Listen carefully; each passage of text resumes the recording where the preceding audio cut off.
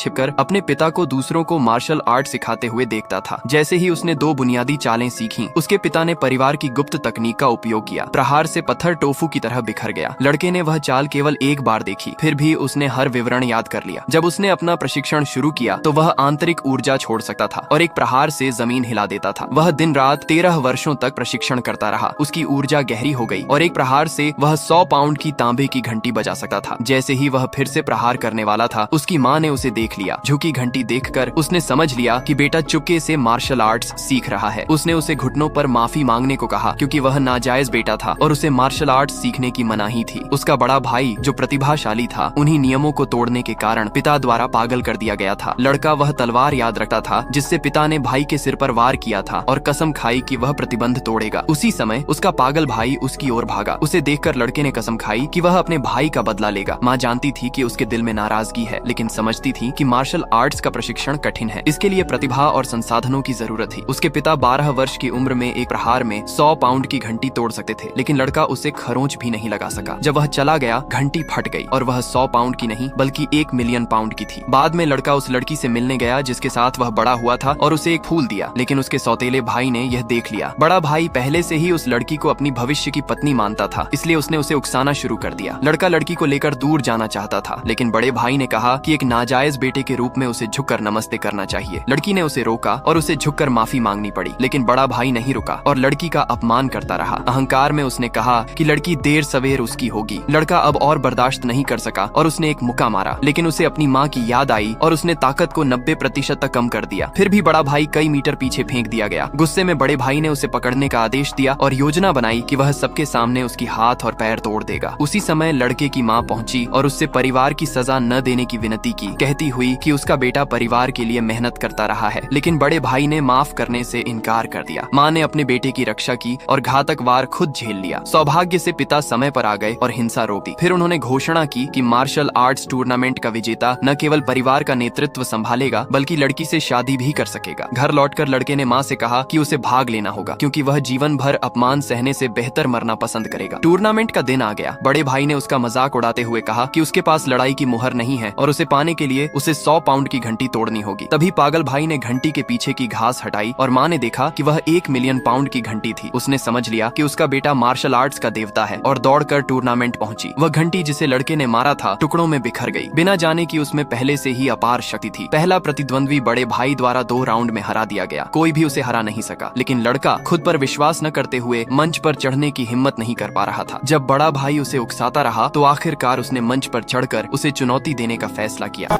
बेटा वीडियो ऊपर मत कर, तुझे तेरी माँ की कसम है। अगर तू आज वीडियो को सब्सक्राइब करेगा तो तेरे घर में कहीं न कहीं से धन आएगा